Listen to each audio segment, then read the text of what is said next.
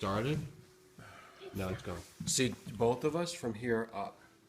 Center it over here. This is the center. Can you see both of us? Yep. Okay. It's filming? You didn't touch it, did you? No. Okay. Now we're going to start. Okay, keep filming. Keep it steady. All right, we're here talking about the issue that's come out in the news. It's trending, and it is also a big problem for the country with all the shootings and the violence that's going on. Now, people are taking a lot of sides about the solution, and we have someone here who has an opinion about it. What would you like to say? Well, my opinion about it is very simply stated.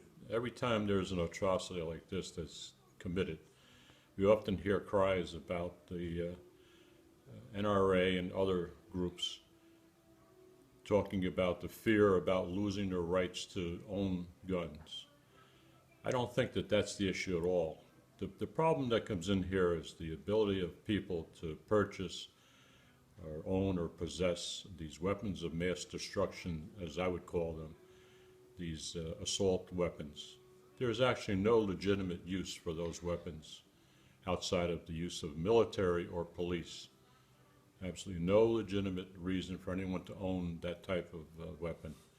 Those are the weapons that are the preferred choice of terrorists or others that are willing to commit themselves to taking out a lot of people in one gathering and not afraid to be taken in the process. We also need to have some accountability when it comes to the sellers, the dealers that sell these items, whether it be items like this, these machine gun type guns, or in selling huge amounts of ammunition to single individuals or groups. There should be accountability. I think that there should be a mandated requirement of dealers to report to the proper authorities anyone who attempts to purchase one of these items, whether in mass or in trying to buy body armor or anything else that would not serve a useful purpose. And if that is done, I think that will put a definite crimp in the style of these people that have these illicit motives in mind. Okay. So you're talking about a plan for a lot of regulation, a lot of government involvement, which we already have. You want more on top of that to make it more stringent. But what about the Second Amendment rights? The Second Amendment rights should be protected, but we also must keep in mind the Second Amendment was put in place when there was no militia. The premise was for the citizens to be able to protect themselves in view of the fact that we didn't have a militia. We do have a militia now, so the need for many people to own guns is not really there. I'm not opposed to people owning guns. It's just a fact that they should be required to have accountability also. The types of guns. The type of guns that they're allowed to have, and there should be accountability. If you have a number of guns, they should be stored properly.